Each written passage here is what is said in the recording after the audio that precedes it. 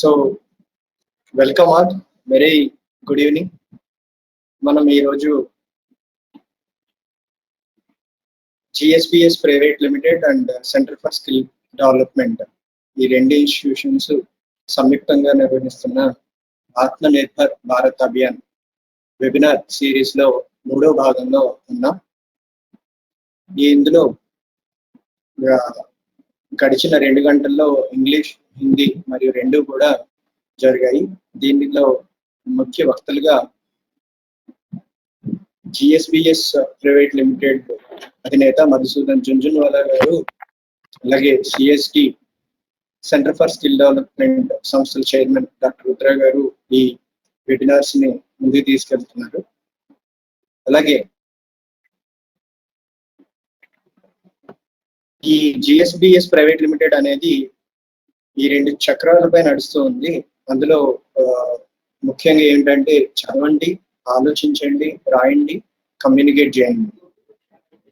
అలాగే ఏంటి, ఎక్కడ, ఎందుకు, ఎప్పుడు, ఎవరు, ఎలా 5W and 1H అనే నినాదాలు ఈ సూత్రాలుగా, మూల సూత్రాలుగా ఈ చక్రంపై, ఈ వీల్ పై జిఎస్బిఎస్ ప్రైవేట్ లిమిటెడ్ అనేది ముఖ్యంగా తన సూత్రాలుగా చేసుకుని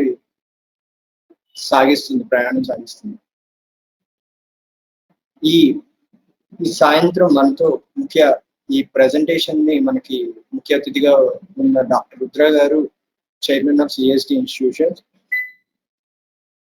ఆయన double doctorate, PhD in supply chain management, అలాగే post PhD in skill development.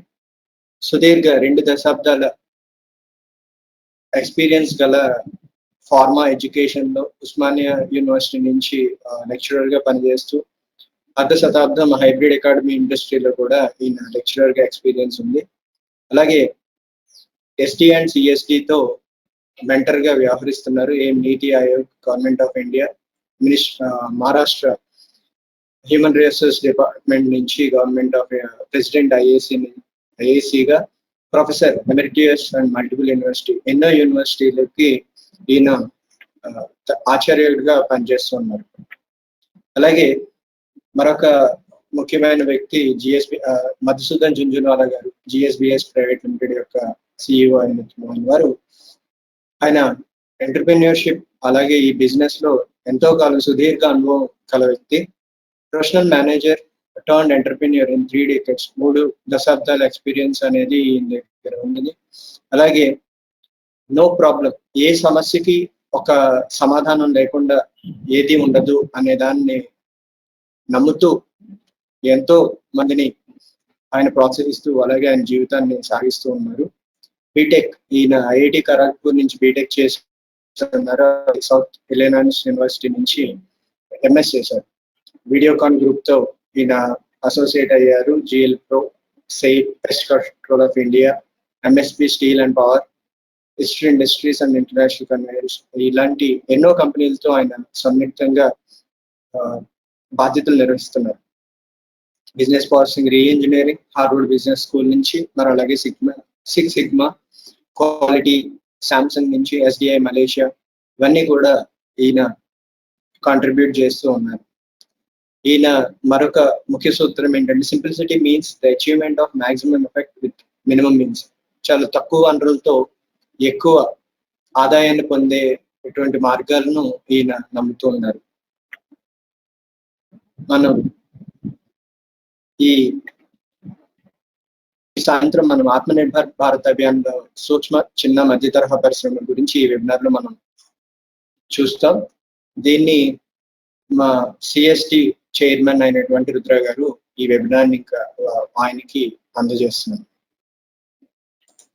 Thank you Sairam గారు. I'm taking the presentation. Thank you for giving a brief intro.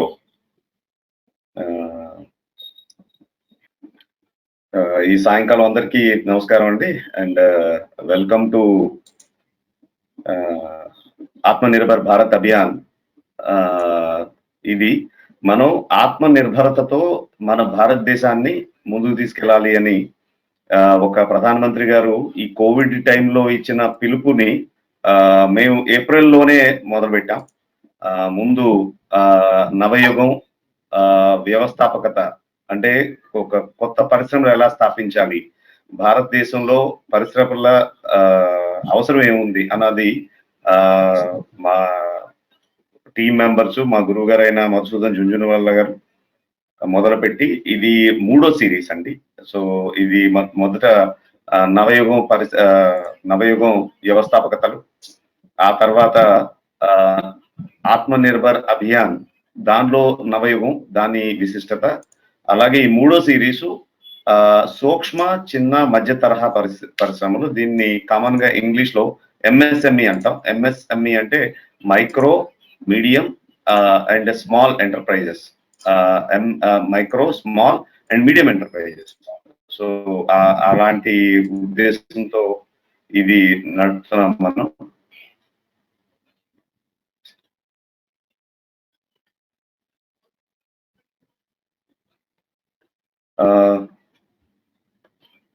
ముఖ్యంగా ఆత్మనిర్భర్ భారత్ అంటే ఒక 5 ముఖ్యమైన స్తంభాల మీద ఈ ఆత్మనిర్భర్ భారత్ అనేది మనకు ఉంటుంది. అందులో ముఖ్యంగా ఒకటి ఎకానమీ. ఎకానమీ అంటే మన ఆర్థిక వ్యవస్థ. ఆర్థిక వ్యవస్థ అంటే మనకి ఎకానమీ అనేది ఒక 2 ఫ్యాక్టర్స్ మీద ఉంటుంది. ఒకటి సప్లై, డిమాండ్ అంటే మన ఉత్పత్తి, మనకున్న గిరాకీ. అలాగే ఎకానమీ ఎలా రన్ అవుతుంది, అలాగే మనకున్న ఇన్ఫ్రాస్ట్రక్చర్ అంటే మౌలిక వసతులు. ఈ మౌలిక వసతులు ఎలాగ మనం పెంపొందించుకోవాలి, అలాగే మనకున్న సిస్టమ్ అంటే వ్యవస్థని మనం ఎలా పునరుద్ధరించుకోవాలి. అలాగే ఇప్పుడు మనకి డెమోగ్రఫీ అంటే మనకున్న పాపులేషను, దెన్ వైబ్రెంట్ డెమోగ్రఫీ అంటున్నాం. ఎందుకంటే ప్రపంచవ్యాప్తంగా యువ పాపులేషను మన భారతదేశంలోనే ఉంది. అలాగే డిమాండ్ ఎలాగైతే మనం మన అవసరానికి మించి మనం ప్రొడ్యూస్ చేయగలుగుతాం, దానికి మనకి ఎలాగ అవకాశాలని మనం వెతుక్కోగలుగుతాం. ఈ 5 ఫ్యాక్టర్స్ మీద మన ఆత్మనిర్భరత, అలాగే మన ఆత్మనిర్భరత ఆధారపడడం అంటే మనకు కావాల్సిన వాటి కోసం మనం పక్క దేశాలు, పక్క రాష్ట్రాలు కోసం చూడకుండా మన ఎకానమీని అర్థం చేసుకుంటూ, మన మౌలిక వసతులను పెంచుకుంటూ, మన వ్యవస్థలని ఇంప్రూవ్ చేసుకుంటూ, అలాగే మనకున్న జనాభాని మనం ఉపయోగించుకుంటూ మనం దానికి గిరాకీ ఏర్పాటు చేయాలి. దీని మీద ఆత్మనిర్భర్ భారత్ అనేది ఆధారపడి ఉంటుంది. దానికి మెయిన్ గా దీనికి డిమాండ్ అంటే ఈ డిమాండ్ ఉత్పత్తి గిరాకీ ఎప్పుడు సస్టైనబుల్ గా ఉండాలి. అంటే ఎప్పుడు ఒకలాగే ఉండడానికి ప్రయత్నించాలి. దానికి ఏమి చేయాలి అంటే ఒక్కొక్కసారి మనకు ఉత్పత్తి ఎక్కువైపోతుంది, ఆ ఉత్పత్తి దాన్ని మనం ఏం చేసుకోవాలో తెలియదు, వెంటనే మార్కెట్ లో రేట్లు పడిపోతాయి. సో ఆ వ్యత్యాసాన్ని మనం బ్యాలెన్స్ చేయగలగాలి. ఈ vibrant demography is an advantage in the diversity, frequency and quantum of the demand. దీన్ని ముఖ్యంగా మనం ఒక కన్జ్యూమర్ అంటే మన డొమెస్టిక్ కన్జ్యూమర్ అంటే మనం ఎంత ఉత్పత్తి చేస్తున్నామో అది మనం ఎంత కన్జ్యూమ్ చేయగలుగుతాం. దాంట్లో ముఖ్యంగా 3 రకాలు ఉన్నాయి. ఒకటి వర్కర్స్ అంటే లోవర్ లెవెల్, అగ్రికల్చర్ కానీ, మైగ్రెంట్ లేబర్స్ కానీ, లేకపోతే ఈ వీధిలో అమ్ముకునే వ్యాపారస్తులు కానీ, వీళ్ళందరూ వర్కర్స్ కేటగిరీలో వస్తారు. అలాగే మిడిల్ క్లాస్ అంటే ఒక శాలరీలో ఎక్కడైనా ఎంప్లాయ్మెంట్ లో ఉన్న వాళ్ళు, చిన్న ట్రేడర్స్, అలాగే ఇండస్ట్రీ వర్కర్స్, వీళ్ళందరూ వస్తారు. అప్పర్ క్లాస్ అనేసరికి మనకి అర్బన్ రిచ్ క్లాస్ వస్తారు. సో వాళ్ళకి లగ్జరీ కన్జంప్షన్ ఉంటుంది. సో వీళ్ళని బేస్ చేసుకుని మనకి ఇక్కడ మీకు ఇండస్ట్రియల్ ప్రొడక్షన్ ఉంటుంది. ఇండస్ట్రియల్ ప్రొడక్షన్ లో మెయిన్లీ రూరల్ ఇండస్ట్రీస్ అంటే డొమెస్టిక్ లో రూరల్ ఇండస్ట్రీ, ఫార్మింగ్ కానీ, అగ్రి ఇండస్ట్రీస్ కానీ, ఫుడ్ ప్రాసెసింగ్ కానీ, హ్యాండీక్రాఫ్ట్ కానీ, ట్రెడిషనల్ ఫిషరీస్ కానీ, ఖాదీ, మైనింగ్ కానీ, ఈ అర్బన్ ఇండస్ట్రీస్ లైక్ ఎఫ్ఎంసీజీ కానీ, కన్స్యూమర్ డ్యూరబుల్స్ కానీ, garments and textiles, capital goods, pharmaceuticals, medical, housing, metal and mining, ఇలాంటివన్నీ కూడా ఒక అర్బన్ ఇండస్ట్రీస్. అంటే ఇక్కడ రూరల్ ఇండస్ట్రీస్ లోంచి ఉత్పత్తి అయ్యేవి, అలాగే అర్బన్ ఇండస్ట్రీస్ లో ఉత్పత్తి అయ్యేవి ఈ మన డొమెస్టిక్ కన్జంప్షన్ కి ఉండేలాగా మనం ప్లాన్ చేసుకోవాలి. అలాగే కొన్ని సర్వీసెస్ మనం ఏదైనా ఎక్స్పోర్ట్ చేయడానికి ఉంటే మనకి ఏదైనా ఆదాయం వచ్చే మార్గం ఉంటుంది. అందులో మనకి ఎక్స్పోర్ట్స్ లో ముఖ్యంగా ఇంజనీరింగ్ కానీ, క్యాపిటల్ గూడ్స్ కానీ, లైక్ ఎక్విప్మెంట్, ఎఫ్ఎంసీజీ కానీ అంటే ఫాస్ట్ మూవింగ్ కన్స్యూమర్ గూడ్స్, అలాగే గార్మెంట్స్, కొన్ని తరహాలు అయితే ఎక్స్పోర్ట్ అవుతున్నాయి. అలాగే ఇక్కడ గవర్నమెంట్ స్ట్రక్చర్ వచ్చేసరికి గవర్నెన్స్ స్ట్రక్చర్ ఒక legislative legislative. Just a second. Okay. Yeah.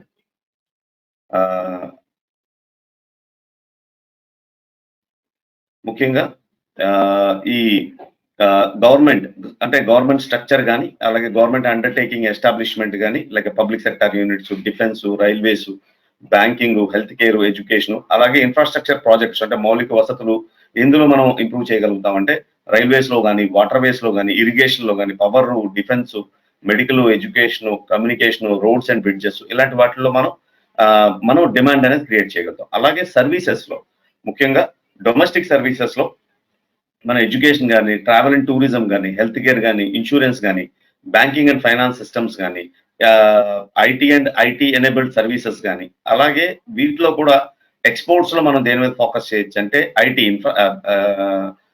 Information technology, software, information technology enabled services, consulting, education, medical, business process out sourcing, ఇలాంటి దాన్ని బట్టి మనం ఒక సస్టైనబుల్ డిమాండ్ ని మనం క్రియేట్ చేయగలిగి మన డొమెస్టిక్ కన్జంప్షన్ కి మించి మనం ఎప్పుడైతే ప్రొడ్యూస్ చేయగలుగుతామో అప్పుడే బిజినెస్ ఉంటుంది. అసలు యాక్చువల్లీ మనం మనకి ఎంత అవసరమో అంత వాడుకోగలిగితే సర్ప్లస్ కానీ క్రియేట్ చేయకపోతే లేకపోతే పొదుపు అనేది క్రియేట్ చేయకపోతే మనం ఒక ఎంటర్ప్రెన్యూర్షిప్ కింద ఉంది. ఎంటర్ప్రెన్యూర్షిప్ ఆర్ వ్యవస్థాపకత అంటే మనకి ఎంత అవసరమో దానికి మించి మనం ఉత్పత్తి చేయగలగడం.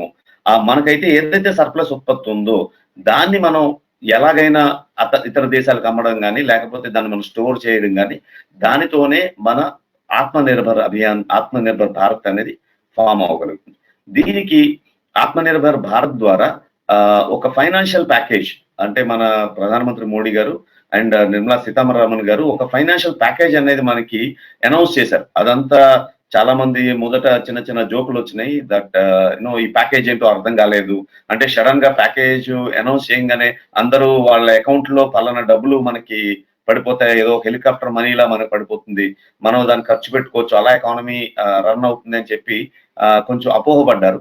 కాకుండా ఈ 10% జీడిపి ఈ ఫైనాన్షియల్ ప్యాకేజ్ ఏదైతే రిలీజ్ ఉందో ఇది ముఖ్యంగా ఒక కాటేజ్ ఇండస్ట్రీస్ ని అంటే చిన్న ఇండస్ట్రీస్ ని అభివృద్ధి పరచడానికి రిలీజ్ చేయబడింది. అలాగే ఎంఎస్ఎంఈ అంటే micro small and medium enterprises ఎంఎస్ఎంఈలు, అలాగే లేబరర్స్ కానీ స్ట్రీట్ వెండర్స్ ని ఎంకరేజ్ చేయడానికి కానీ, అలాగే లోకల్ గా మనం వోకల్ అయ్యి తర్వాత దాన్ని మన ప్రొడక్ట్ని మనం గ్లోబల్ గా ప్రమోట్ చేద్దాం.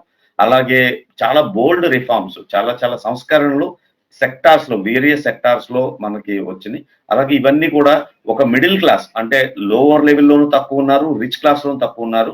మోస్ట్లీ మనకున్న పాపులేషన్ లో మెజారిటీ పార్ట్ మనకు మిడిల్ క్లాస్ ఉన్నారు. అంటే శాలరీస్ కానీ చిన్న ట్రేడర్స్ కానీ వీళ్ళు ఉన్నారు. వీళ్ళకి అనుకూలంగా ఉండేలాగా ఈ ప్యాకేజ్ అనేది మనం నిర్ధారించడం జరిగింది. అలాగే చిన్న ఇండస్ట్రీస్ ఫామ్ చేయడానికి కూడా ఈ ఫైనాన్షియల్ ప్యాకేజ్ అనేది మనం చేయడం జరిగింది.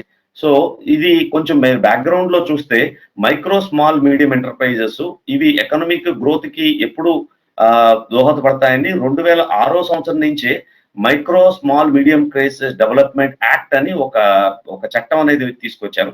అప్పుడే ఎందుకంటే పెద్ద ఇండస్ట్రీస్ ఫామ్ చేయడం అనేది చాలా కష్టం.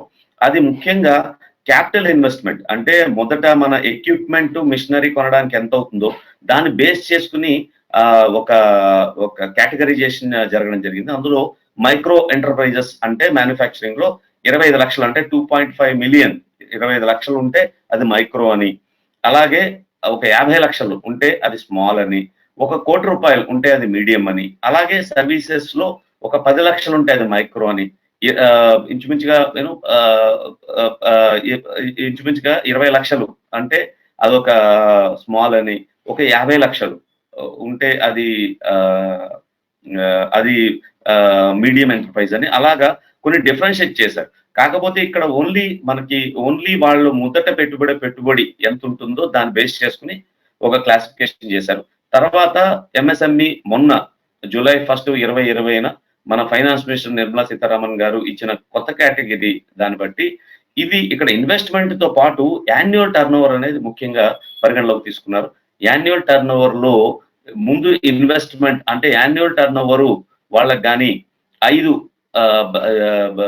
5 కోట్లు ఉంటాయి, అలాగే 50 మిలియన్ ఉంటే దాన్ని మైక్రో ఎంటర్ప్రైజ్ అని, అదే 500 మిలియన్ ఉంటే దాన్ని స్మాల్ ఎంటర్ప్రైజ్ అని, అలాగే 2.5 బిలియన్ అంటే 250 కోట్లు ఉంటే దాన్ని మీడియం ఎంటర్ప్రైజ్ కింద ఇది రివిజన్ చేసి ఇలాగే కొన్ని కొన్ని ముఖ్యమైన సంస్కరణలు కూడా తీసుకొచ్చారు. అందులో investment limits are revised. So investment limits కూడా పెంచారు. సో ఇంచుమించుగా మైక్రో ఎంటర్ప్రైజ్ అంటే 1 కోటి రూపాయలు, అలాగే స్మాల్ ఎంటర్ప్రైజ్ అంటే 10 కోట్లు, అలాగే మీడియం ఎంటర్ప్రైజ్ అంటే 50 కోట్ల కింద వాళ్ళు డివైడ్ చేశారు. అలాగే వీటిలన్నింటినీ కూడా 2017లో వచ్చిన జిఎస్టి యాక్ట్ కింద కూడా తీసుకొచ్చారు. ఇవన్నీ ఈ రివిజన్స్ వలన ఈ ఎంటర్ప్రైజెస్ ఎక్కువ ఎంకరేజ్ చేయడం జరిగింది. అలాగే COVID-19 స్టిమ్యులస్ ప్యాకేజ్ కూడా గవర్నమెంట్ అనేది మనకి ఇచ్చింది. ఇవి చాలా మంది మనం చాలా ప్రొయాక్టివ్ గా, అంటే మనమే ముందుకు వెళ్ళి తెలుసుకోవాలి. ఎప్పుడో గవర్నమెంట్ వాళ్ళు ఒక ప్రకటన చేశారు, లేకపోతే అదేమి నడవట్లేదు, మన బిజినెస్ లో మనమే చూసుకుందాం అంటే గనక ఇది ముందుకు వెళ్ళదు. సో అందువలన మీరు అర్థం చేసుకోవాల్సింది, ఎవరికైతే అర్థం చేసుకోవాల్సింది, ఎంఎస్ఎంఈకి ముఖ్యంగా చాలా సంస్కరణలు, చాలా ప్రోత్సాహాలు అయితే ఉన్నాయి. ఇందులో ముఖ్యంగా collateral free automatic emergency credit line for MSME, అంటే ఈ స్కీమ్ ద్వారా నాన్ బ్యాంకింగ్ ఫైనాన్షియల్ కార్పొరేషన్స్ ఒక 20% ఎమర్జెన్సీ క్రెడిట్ లైన్ అది ఇవ్వాలి. వాళ్ళ అవుట్ స్టాండింగ్ ఎంత ఉందో దానిలో 20% ఎమర్జెన్సీ క్రెడిట్ లైన్ కింద ఇవ్వాలి, అంటే అత్యవసర లోన్ల కింద ఇవ్వాలి. దానికి ఎలిజిబిలిటీ ఏంటంటే 25 కోట్లు, ఏదైతే 25 కోట్లు అవుట్ స్టాండింగ్ ఉన్న ఒక టర్న్ ఓవర్ ఒక 1 బిలియన్ అంటే 100 కోట్లు ఉంటే కనుక ఒక 25 కోట్ల వరకు వాళ్ళకి ఇవ్వచ్చు. ఇంకా ఫ్రెష్ గా కొలాటరల్ సెక్యూరిటీ కానీ గ్యారంటీ కానీ ఏమి అక్కర్లేదు. అలాగే రీపేమెంట్ 4 సంవత్సరాల్లో ఇవ్వచ్చు విత్ 1 సంవత్సరం మారటోరియం పీరియడ్, అంటే 12 నెలలు ఇప్పటి నుంచి మారటోరియం ఉండి వాళ్ళు ఏదైతే అవుట్ స్టాండింగ్ మీద లోన్ తెచ్చుకున్నారో దానికి 4 సంవత్సరాలు రీపేమెంట్ పీరియడ్ కింద ఉంది. అండ్ మాక్సిమం ఇంట్రెస్ట్ 9.25 కింద, అలాగే నాన్ బ్యాంకింగ్ ఫైనాన్షియల్ కార్పొరేషన్ 14% కింద ఉంచారు. అలాగే ఈ డ్యూ డేట్, ఇలాంటి బెనిఫిట్ ని మీరు 31 అక్టోబర్ 2020 లోపు తీసుకోవచ్చు.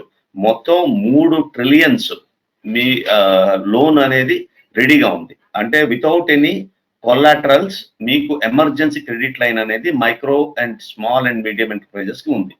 అండ్ 2 సబార్డినేట్ డెట్, అంటే quasi equity for stressed MSME, అంటే ఏదైతే నాన్ పర్ఫార్మింగ్ అసెట్స్ ఉన్నాయో, అలాగే స్ట్రెస్డ్ అసెట్స్ ఉన్నాయో వాటికి కూడా ఇందులో క్వాజీ ఈక్విటీ ఉంది.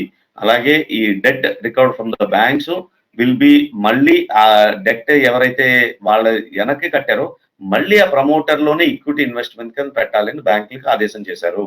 సో ఇదంతా ప్రమోటర్స్ కి స్ట్రెస్, వాటికి అంటే స్ట్రెస్డ్ ఎంఎస్ఎంఈ ఏవైతే కొంచెం వైబిలిటీ ఉండట్లేదు, కొంచెం ఇబ్బంది పడుతున్నారు, వాళ్ళకు కూడా ఇండస్ట్రీస్ ని ప్రమోట్ చేయమన్నారు. దీనికి ఎలకేషన్ 200 బిలియన్ అంటే ఇంచుమించుగా 2000 కోట్లు మీకు ఆ లోన్లు కూడా ఉన్నాయి. And all the scheduled and commercial banks కి ఇది వర్తిస్తుంది. And 3 equity infusion for MSMEs through fund of funds, అంటే ఈ ఫండ్ ఆఫ్ ఫండ్స్ ని మీరు మదర్ ఆఫ్ ఫండ్ కింద లేకపోతే డాటర్ ఫండ్ కింద ప్రపోజ్ చేసి దాన్ని ప్లాన్స్ ఎగ్జిక్యూట్ చేయమన్నారు. దీనివల్ల ఎంఎస్ఎంఈ అంటే మైక్రో స్మాల్ మీడియం ఎంటర్ప్రైజెస్, వాటి సైజు పెరుగుతుంది, వాటి కెపాసిటీ పెరుగుతుంది, అలాగే మెయిన్లీ ఆ స్టాక్ ఎక్స్చేంజ్ లో కూడా వాటి వాల్యుయేషన్ పెరుగుతుంది. తద్వారా మనకి ఎక్కువ పెట్టుబడులు వస్తాయి, ఎక్కువ వైబిలిటీ వస్తుంది. దీనికి టోటల్ గా 500 బిలియన్స్ ఎలకేషన్ ఉంది. అలాగే ఈ 200 కోట్ల వరకు ఏది గవర్నమెంట్ ప్రొక్యూర్మెంట్లన్నీ ఇండియన్స్ నుంచే చేయాలి. అంటే గ్లోబల్ టెండర్స్, అంటే మనకి ఏదైతే గవర్నమెంట్ నుంచి ఆర్డర్స్ వెళ్తాయో అవి 200 కోట్లు మించుంటేనే మనం ఇంటర్నేషనల్కి వెళ్ళాలి. 200 కోట్లకు తగ్గుంటే అవి ఓన్లీ డొమెస్టిక్ ప్రొక్యూర్మెంట్ నుంచే చేయాలంటే మన దేశంలో ఉత్పత్తి చేసుకున్నవి మనమే వాడుకోవాలి. ఇది అందరికీ అప్లికబుల్ అవుతుంది. అండ్ 5 స్కీమ్ ఏంటంటే contribution to employee provident fund, అంటే గవర్నమెంట్ ఇప్పటి వరకు employee provident fund 12% of the salary employee నుంచి 12% ఆఫ్ ద శాలరీ ఇండస్ట్రీ నుంచి కలెక్ట్ చేసి అది ప్రావిడెంట్ ఫండ్ అమౌంట్ కింద గవర్నమెంట్ కడతాం. బట్ ఇప్పుడు ఏదైతే ఎంప్లాయీ కట్టాలో అది గవర్నమెంట్ కడుతుంది. ఏదైతే ఎంప్లాయర్ కట్టాలో అది కూడా గవర్నమెంటే కడుతుంది. అంటే మొత్తం 24% గవర్నమెంటే కడుతుంది ఫర్ ద 3 months, అంటే June, July and August. So దీని వల్ల ముందు ఎంప్లాయీస్ మీదకి లోడ్ ఉండదు అండ్ ఎంప్లాయర్స్ కి లోడ్ ఉండదు. ఇదంతా ప్రభుత్వ బాధ్యత కింద తీసుకుంటుంది. అలాగే ఏదైతే ఎస్టాబ్లిష్మెంట్స్ 100 ఎంప్లాయీస్ కంటే తక్కువ ఉన్నారో, ఎవరైతే 15,000 కంటే తక్కువ ఇన్కమ్ ఉంటుందో వాళ్ళకి ఈ 24% గవర్నమెంట్ వచ్చే అవకాశం ఉంది. దీనికి మొత్తం 250 కోట్ల ఈ అమౌంట్ అనేది కాంట్రిబ్యూషన్ ఉంది. అలాగే reduction in the EPF contribution, అదే స్టాట్యూటరీ పిఎఫ్ కాంట్రిబ్యూషన్ 12% నుంచి 10% తగ్గించడం జరిగింది. దీనికి మనం ఎలకేట్ చేసింది 67.5 అంటే 675 కోట్ల ధనాన్ని దీనికి కోసం ఏర్పాటు చేయడం జరిగింది.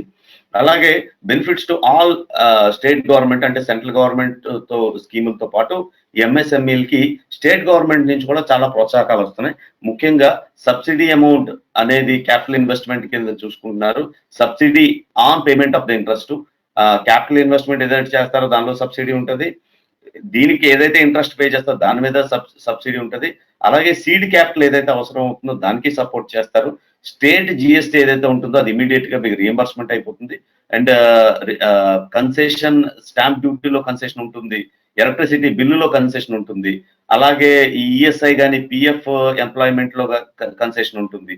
అలాగే ఈ స్కిల్ డెవలప్మెంట్, ఎంప్లాయీస్ కి ఏదైతే స్కిల్ డెవలప్మెంట్ ఉంటుందో దానికి మొత్తం ఖర్చులన్నీ ప్రభుత్వమే భరుస్తుంది. అండ్ ముఖ్యంగా పేమెంట్ ఆల్ ఏది కంట్రోల్ ఆడిట్ కి ఎంతైతే అవుతుందో అది కూడా గవర్నమెంటే భరిస్తుంది. అలాగే exchange exemption for payment of the land tax ఈ స్మాల్ మీడియం ఎంటర్ప్రైజెస్ కి ఉంటుంది. అలాగే మార్కెట్ ఫీ ఏదైతే ఉంటుందో అది కూడా స్టేట్ గవర్నమెంట్ నుంచి ఎగ్జంప్షన్ ఉంటుంది. సో ఇలాగా చాలా రిఫార్మ్స్ తో ఇప్పుడు ఎంఎస్ఎంఈకి చాలా ప్రోత్సాహం ఉంటుంది. ముఖ్యంగా అగ్రికల్చరల్ రిఫార్మ్స్ అంటే వ్యవసాయేతర లో చాలా సంస్కరణలు ఉన్నాయి. 5th June 2020 అగ్రికల్చరల్ కి ఎసెన్షియల్ కమోడిటీస్ యాక్ట్ కింద తీసుకొచ్చి టోటల్ గా సీరియల్స్ కానీ, లేకపోతే పప్పు దినుసులు కానీ, ఉల్లిపాయలు కానీ, బంగాళదుంపలు కానీ, ఆయిల్స్ కానీ వీటిలన్నిటిని ఎసెన్షియల్ కమోడిటీ ట్యాక్స్ లోంచి తీసేశారు. సో దానివల్ల ఈ ఏదైతే సీలింగ్ ఉంటుందో, అంటే ఏదైతే రేటు పెట్టి దాంట్లో ఎసెన్షియల్ కమోడిటీ ట్యాక్స్ లో వాళ్ళు ధరలు పెంచడానికి వీల్లేదు.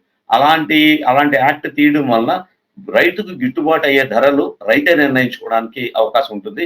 దాని ద్వారా ఫార్మింగ్ లో ఒక నాణ్యత కూడా తేవడానికి ఉంటుంది.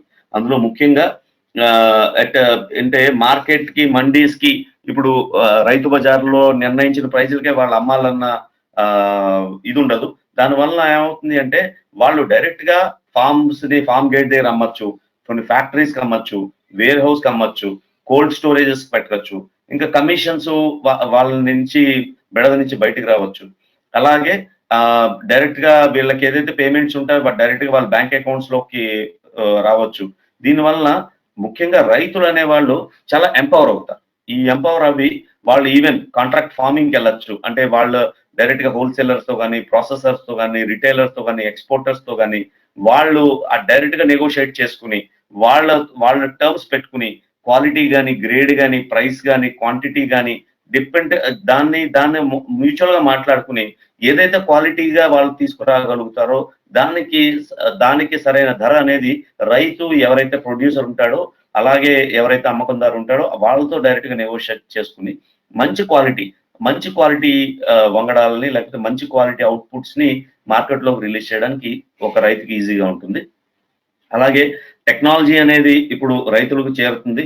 సో ప్రైసింగ్ అని, మార్కెట్ ఇంటెలిజెన్స్ మనం వాడి ఏ క్రాప్ కి ఎక్కువ డిమాండ్ ఉంది, ఎలాంటి క్రాప్స్ ను చేయొచ్చు, ఎలాంటి క్రాప్స్ ద్వారా ఎక్కువ బెనిఫిట్ పొందొచ్చు అనేది కూడా మనకి రైతులు తెలుసుకోవడానికి ఈజీగా ఉంటుంది.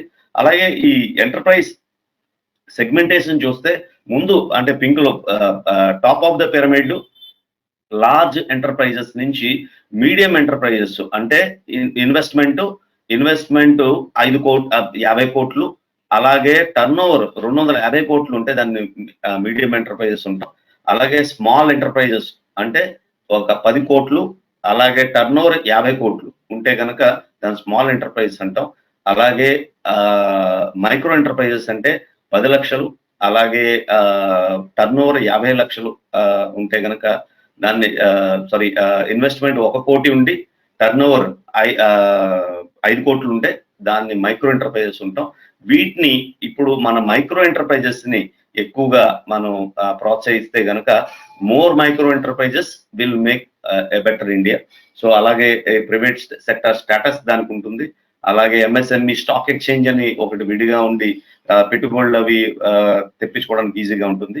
అలాగే ఎక్స్పోర్ట్ టర్న్ ఓవర్ అనేది పెరుగుతుంది. అలాగే ట్రేడ్ రిటర్న్స్ అనేవి ఓన్లీ ఇప్పుడు లార్జ్ ఎంటర్ప్రైజెస్ కి ఎలా ఉన్నాయో ఈ ట్రేడ్ రిటర్న్స్ మనకి ఈ మైక్రో అండ్ స్మాల్ ఎంటర్ప్రైజెస్ లో కూడా వచ్చే అవకాశం ఉంటుంది. అలాగే ఈ ఆత్మ నిర్భర్ భారత్ ఇలాగా మనకి కాటేజ్ ఇండస్ట్రీస్ కి, ఎంఎస్ఎంఈకి, లేబరర్స్ కి, అలాగే మిడిల్ క్లాస్ కి, ఇండస్ట్రీస్ కి అందరికి ఇలాగా ఉపయోగపడుతుంది.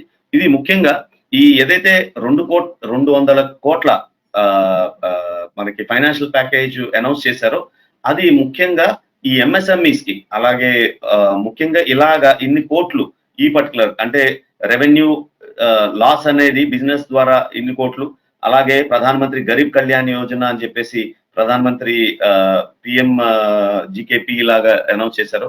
అలాగే పిఎం అనౌన్స్ చేసిన హెల్త్ సెక్టార్ వాళ్ళకి, అలాగే ముఖ్యంగా డెట్స్ అంటే వాళ్ళ financial support for the distressed MSME and fund for the MSME ఇవి ఆ తర్వాత నాన్ బ్యాంకింగ్ ఫైనాన్షియల్ కార్పొరేషన్స్ ద్వారా ఇలాగ చాలా అమౌంట్లు అనేవి, అలాగే బిజినెస్ అండ్ ఎంఎస్ఎంఈలకి ఒక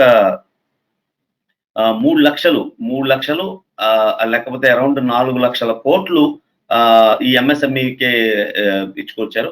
అలాగే అగ్రికల్చర్ లో కూడా ఎడిషనల్ వర్కింగ్ క్యాపిటల్ నాబార్డ్ నుంచి, అలాగే మైక్రో ఎంటర్ప్రైజెస్ ఎంఎస్ఎంఈ దగ్గర నుంచి, అలాగే ఫిషరీస్ కి, అలాగే అగ్రి ఇన్ఫ్రాస్ట్రక్చర్ ఫండ్ కి, అలాగే హెర్బల్ కల్టివేషన్ కి, బీ కీపింగ్ కి, అలాగే వైబిలిటీ గ్యాప్ ఫండింగ్ కి, అలాగే అగ్రికల్చర్ రూరల్ డెవలప్మెంట్ కి, అలాగే ఆర్బిఐ మెజర్స్ కి. సో టోటల్ గా చాలా ఎక్కువ ప్యాకేజ్ ఎంఎస్ఎంఈలు అలాగే అగ్రికల్చర్ సెక్టార్ ని రిఫార్మ్ చేయడానికి ఈ COVID-19 ప్యాకేజ్ కింద ప్రధానమంత్రి గారు రిలీజ్ చేశారు.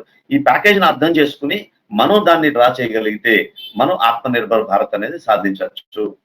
సో ఇది ఒక ఎకో సిస్టమ్, అంటే ఇది ఒక పరిణామంలో తీసుకుంటే ముఖ్యంగా ఎంటర్‌ప్రెన్యూర్‌షిప్ డెవలప్మెంట్ అంటే make in India, startup India, standup India, credit guarantee for small enterprises, Mudra bank, ease of business అంటే ఛాంపియన్, అంటే మీరు బిజినెస్ ఎలా చేయాలి champion.gov.in లోకి వెళ్తే మీకు ఛాంపియన్ లో ఎలాగ బిజినెస్ చేయొచ్చు అన్న దాని మీద క్లియర్ గైడ్ లైన్స్ వస్తాయి.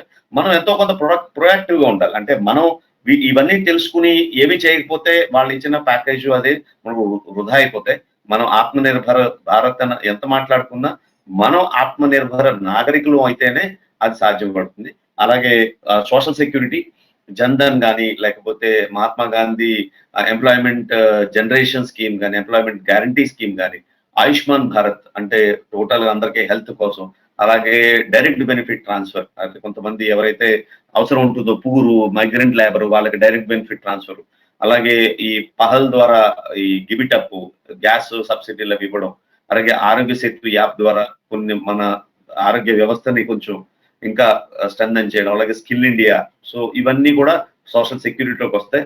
అలాగే ఈ బ్యాంకింగ్ అండ్ రిఫార్మ్స్ లో ముఖ్యంగా డిమానిటైజేషన్, బ్లాక్ మనీకి అరికట్టడం, అలాగే జిఎస్టి, ఆధార్ బేస్డ్ రిఫార్మ్, అలాగే కరప్షన్ కి అగైనెస్ట్ కరప్షన్ ఫైటింగ్, అలాగే digital India, insolvency and bankruptcy code, అలాగే ఇన్నోవేషన్ అండ్ రీసెర్చ్ లో ముఖ్యంగా మొదట అగ్రికల్చర్ లో ఇన్నోవేషన్ అండ్ రీసెర్చ్, ఎనర్జీలో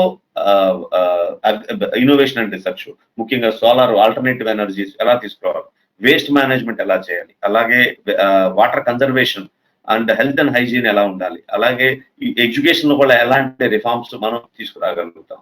అలాగే సోషల్ ఇన్ఫ్రాస్ట్రక్చర్ లో మెయిన్లీ స్వచ్ఛ భారత్ కానీ, స్మార్ట్ సిటీస్ కానీ, హౌసింగ్ ఫర్ ఆల్, అలాగే water conservation, roads and public transportation, river linking, అలాగే టెక్నాలజీలో డిజిటల్ ఇండియా, డిఫెన్స్ ఇండియనైజేషన్, అలాగే నిర్మలా సీతారామన్ గారు చెప్పినట్టు let us make our own products. So అందువలన 200 కోట్లకి అబౌవ్ టెండర్సే, బిలో టెండర్స్ అన్ని ఇండిజీనియస్ ప్రొడక్ట్స్ వాడుకోవాలి. అలాగే ఆల్టర్నేటివ్ ఎనర్జీలో మాట్లాడుకున్నాం, ఆల్టర్నేటివ్ ఎనర్జీ అలా చూడాలి. అలాగే ముఖ్యంగా ఎనర్జీ స్టోరేజ్ అని వస్తుంది. ఇప్పుడు ఎనర్జీ ఎలా ఉంటుందంటే ఇప్పుడు ప్రొడ్యూస్ చేసింది ఇమీడియట్ గా కన్జ్యూమ్ చేసుకోవాలి, లేదు మనకి స్టోరేజ్ లో బ్యాటరీస్ ఎలా స్టోర్ చేసుకోవాలి. అలాగే ఫేమ్ అంటే faster adaptation of manufacturing and mobility and electronics. So or electric, usual గా ప్రపంచం అంతా ఇప్పుడు నెమ్మదిగా ఆయిల్స్ అవన్నీ మానేసి ఇంకా డైరెక్ట్ గా ఎలక్ట్రిక్ మొబిలిటీ వైపుకి వెళ్ళిపోతుంది.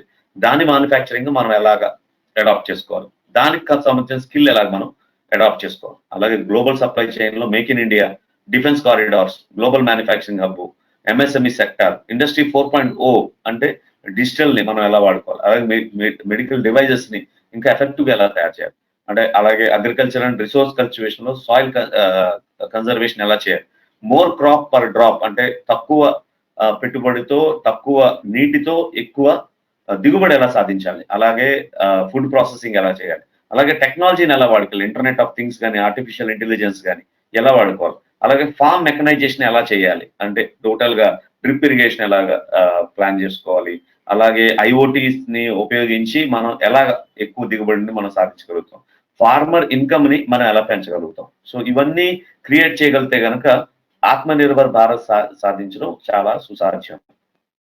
ముఖ్యంగా ముందు అనుకున్నట్టుగా మనం ఏదైతే డిమాండ్ ఉందో దాన్ని సస్టైనబుల్ గా చేయగలగాలి. దానికి మన డొమెస్టిక్ కన్స్యూమర్స్, మన ప్రొడ్యూసర్స్ అంటే మన వాడకం కంటే మనం ప్రొడ్యూస్ చేసేది ఎప్పుడు ఎక్కువగా ఉండాలి. దానికి మన గవర్నమెంట్ సపోర్ట్ చేస్తుంది, అలా మన సర్వీసెస్ కూడా ముఖ్యంగా వెళ్ళాలి. ముఖ్యంగా దీనికి కేటగరైజేషన్ ఆఫ్ ద ఎంటర్ప్రైజెస్ అంటే మొత్తం ఒక 6 కేటగిరీస్ కింద ఈ ఎంటర్ప్రైజెస్ ని విభజించవచ్చు. ముఖ్యంగా గ్రీన్ లో చూస్తే కనుక excellent performance and industry standards ని మించిపోయే ఎంటర్ప్రైజెస్ చేయాలి. బి అనేది మోడరేట్ గా పర్ఫార్మెన్స్ ఉంటుంది, బట్ స్టిల్ ప్రాఫిటబుల్స్ వస్తూ ఉంటాయి. మూడోది అండర్ పర్ఫార్మ్, పింక్ లో ఉన్నది అండర్ పర్ఫార్మింగ్ అండ్ అంటే ఇండస్ట్రీ యావరేజ్ కంటే తక్కువ, బట్ స్టిల్ ప్రాఫిట్ చేస్తుంటుంది. అండ్ 4 వచ్చి రెడ్ లో ఉన్నది లాస్ మేకింగ్ ఇండస్ట్రీస్, అండ్ ఈ వచ్చేసరికి సిక్ ఇండస్ట్రీస్, టోటల్ గా అంటే వైబిలిటీ లేనిది, అండ్ ఎఫ్ ఎల్లోలో ఉన్నది మీకు స్టార్టప్స్. సో మా ఫోకస్ అంతా మనం ఫోకస్ చేయాల్సిందంట బి నుంచి ఎఫ్ వరకు. సో ఈ ఎంటర్ప్రైజెస్ ని ఎలాగ చేయాలి, ముందు అన్నిటినీ బి నుంచి ఎఫ్ వరకు ఏతో కంపేర్ చేసి ఏని ఒక బెంచ్ మార్క్ కింద తీసుకుని మనం బి నుంచి ఏకి వెళ్ళాలి, అలాగే సి నుంచి బికి వచ్చి ఏకి వెళ్ళాలి, అలాగే డి నుంచి సికి వచ్చి బికి వచ్చి దెన్ ఏకి వెళ్ళాలి, అలాగే ఎఫ్ నుంచి అలా జర్నీ చేసుకుంటా మనం ఏ నుంచి డైరెక్ట్ గా ఈడీలోకి రావట్లేదు, డైరెక్ట్ గా ఏలోకి వచ్చేసేయచ్చు. సో ఎఫ్ నుంచి ఏలోకి రావచ్చు. అలాగే సిక్ ఇండస్ట్రీస్ ని కూడా మనం ఈ టెక్నాలజీని వాడుకుని గవర్నమెంట్ ఇచ్చిన ప్యాకేజీలను ఉపయోగించుకుని మనం ఏలోకి రాగలగాలి. సో జిఎస్బిఎస్ అండ్ సిఎస్డి ముఖ్యంగా మీకున్న ఎంటర్ప్రైజెస్ ని F B to F A కేటగిరీలో ఉన్న ఏ కేటగిరీలోకి తీసుకురావడానికి ఎంతో ప్రయత్నిస్తుంది. అలాగే Indian MSMEs, micro small and medium enterprises ముఖ్యంగా గ్లోబల్ సప్లై చైన్ ఆపర్చునిటీస్ అలాగే థ్రెట్ కింద ఉంటాయి. అంటే చైనా మనం ప్రస్తుతం ఉన్న వేడి ఏంటంటే చైనా ప్రొడక్ట్లు మనం ఏం వాడద్దు, చైనాను బాయ్కాట్ చేయాలి. అలాగే ప్రపంచవ్యాప్తంగా అన్ని దేశాలు కూడా చైనా మీద బాయ్కాట్ చేస్తున్నాయి. బట్ అక్కడి నుంచి ఆ ఆపర్చునిటీని మనం ఇండియా తీసుకోగలగాలి. అయితే ఈ హైటెక్ మ్యానుఫ్యాక్చరింగ్ అనేది మనం యూరప్, యుఎస్ఏ అంత అడ్వాన్స్ గా లేవు. అయితే చైనా నుంచి ఇండియా కంటే మనకి కాంపిటీటర్స్ కింద వియత్నాం, కంబోడియా, ఫిలిప్పీన్స్ లాంటి చిన్న దేశాలు కూడా మనతో పాటు పోటీ పడుతున్నాయి. చైనా నుండి బయటకు వెళ్తే మనం ఇండియాలో ఆత్మనిర్భరంగా ఉంటే గనక ఈ గ్లోబల్ మ్యానుఫ్యాక్చరింగ్ హబ్ అనేది మనకి రావడానికి ఎంతో అవకాశం ఉంది. సో దానికి మన ప్రధానమంత్రి కానీ ఫైనాన్స్ మినిస్టర్ కానీ ఇప్పుడంతా రెడీగా ఉన్నారు. మనకున్న అడ్వాంటేజ్ ఏంటంటే డెమోగ్రాఫిక్ డివిడెండ్, అంటే మనకున్న యంగ్ పాపులేషన్, స్కిల్డ్ పాపులేషన్ ఉంటే గనక ఈ ఆపర్చునిటీస్ మనం తీసుకోవచ్చు. అలాగే ఈ గవర్నమెంట్ ఇచ్చిన ప్యాకేజ్ మనం వినియోగించుకుంటే కనుక దెన్ మనం ఆత్మనిర్భరత అనేది మనం సాధించగలుగుతాం. అండ్ ఇది యాక్చువల్లీ కరెక్ట్ గా ఈ పోస్ట్ కోవిడ్ ఎకానమీని మనం చూస్తే మనకి 2 రకాల ఇండస్ట్రీస్, అంటే కొన్ని ఇండస్ట్రీస్ అప్కమింగ్ ఉన్నాయి, కొన్ని ఇండస్ట్రీస్ కొంచెం డిక్లైన్ లో ఉన్నాయి. ముఖ్యంగా అప్కమింగ్ లో ఉన్నవి అంటే on the rise medical supply and services, అలాగే ఫుడ్ ప్రాసెసింగ్ రిటైల్, అలాగే పర్సనల్ హైజీన్ హెల్త్ కేర్, అలాగే information and communication technologies, supply chain and warehousing, అలాగే skill development, agriculture and agritech, అలాగే low cost automation in the SMEs with industry 4.0, అలాగే infrastructure range లో ఉంది, రోడ్లు, ports, bridges, hospitals, low cost housing, rural infrastructure, smart cities, waste management, water irrigation, అలాగే e commerce, alternative energy and energy storage. ఇవన్నీ కూడా అంటే ఈ 11 industries మీకు ఆన్ ద రైజ్ లో ఉన్నాయి. కొంచెం డిక్లైన్ లో ఉన్నవి ఏంటంటే టూరిజం అండ్ లీజర్. ముఖ్యంగా ఇప్పుడు మొబిలిటీ అనేది బాగా తగ్గిపోయింది, అందువల్ల టూరిజం అండ్ లీజర్ ఇండస్ట్రీస్ కొంచెం తగ్గుతుంది. అలాగే ఏవియేషన్, మెరీటైమ్, లాజిస్టిక్స్ అనేవి కొంచెం తగ్గుతున్నాయి. అలాగే ఆటోమోటివ్ లో ఏదైతే డీజిల్ అండ్ పెట్రోల్ ఇంజిన్స్ అలాంటి ఉన్నాయో అవి తగ్గుతున్నాయి. అలాగే లగ్జరీ గూడ్స్ తగ్గుతున్నాయి. ఫైనాన్షియల్ సర్వీసెస్ కొన్ని తగ్గచ్చు, like credits, consumer credits, housing లోన్లు తగ్గే అవకాశం ఉంది. అలాగే ఆయిల్ అండ్ గ్యాస్ ఇండస్ట్రీ ఈజీగా లేదు. మ్యానుఫ్యాక్చరింగ్ అంటే నాన్ ఎసెన్షియల్ మ్యానుఫ్యాక్చరింగ్ అనేది స్లోగా తగ్గిపోతుంది. అండ్ కన్స్ట్రక్షన్, రియల్ ఎస్టేట్ కూడా తగ్గిపోయే అవకాశం ఉంది. సో ఏదైతే రైజ్ ఉన్న ఇండస్ట్రీస్, అందులో మనకున్న ఈ ఎంటర్‌ప్రెన్యూర్‌షిప్ ఎకో సిస్టమ్ ని వాడుకుని ఈ ఇండస్ట్రీస్ లో కానీ మీ ఇన్నోవేషన్ అవి తీసుకొస్తే కనుక దానికి మేమెంతో మీకు సహాయం చేస్తాం.